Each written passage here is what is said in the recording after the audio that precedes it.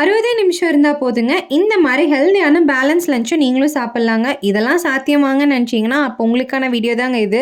அதுக்கு 1 கப் துவரம்பருப்பு எடுத்து 4 மணி நேரம் ஊற வச்சு சேர்த்துட்டு, அது கூடவே சின்ன வெங்காயம், தக்காளி, பூண்டு, மிளகாய், 1 கப் முள்ளங்கியும் சேர்த்திட்டு, மஞ்சத்தூள் போட்டு தண்ணி விட்டு வேக வச்சுக்கலாங்க. அதே கடாயில புரோட்டீனுக்காக கொஞ்சம் கவு பீஸ் காராமணி ஆட் பண்ணிக்கலாம். அதோட ஒரு எக்கும் வச்சுக்கலாம். ஃபைபருக்காக மிக்ஸ்டு வெஜிடபிள்ஸ் ஆட் பண்ணி ஸ்டீம் பண்ணி எடுத்துக்கலாம். இந்த கேப்ல கடாயில ஆயில் கொஞ்சமா ஆட் பண்ணி வரமிளகாய், சின்ன வெங்காயம் போட்டு வதக்கி விட்டு 1 கப் முருங்கைக்கீரை போட்டு நல்லா பரட்டி விட்டுருங்க. உப்பு தேவையான அளவுக்கு போட்டு கூடவே தேங்காய் பூ போட்டு இறக்கிடலாம்.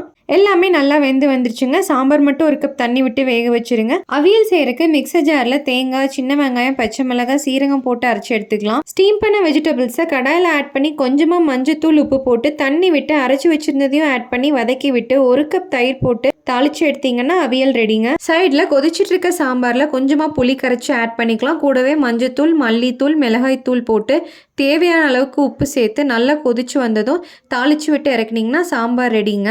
இந்த மாதிரி ஃபைபர், ப்ரோட்டீன், கார்ப்ஸ் இருக்க மாதிரி பேலன்ஸ்டான லஞ்ச் எடுத்துக்கிறது ரொம்பவே நல்லதுங்க. வேணும்னா சிக்கன், ஃபிஷ் கூட ஆட் பண்ணிக்கலாம். செய்கிற டிஷ்ஷஸை முன்னாடி நாளே டிசைட் பண்ணிட்டீங்கன்னா சைட் பை சைட் ரொம்ப ஈஸியாகவே முடிச்சிடலாங்க. இந்த வீடியோ பிடிச்சிருந்துச்சுன்னா உங்கள் ஃப்ரெண்ட்ஸ் அண்ட் ஃபேமிலிக்கு ஷேர் பண்ணி ஃபாலோ பண்ண மறந்துடாதீங்க. நீங்களும் இந்த மாதிரி லஞ்ச் ரெசிபீஸை ட்ரை பண்ணி பாருங்கள்.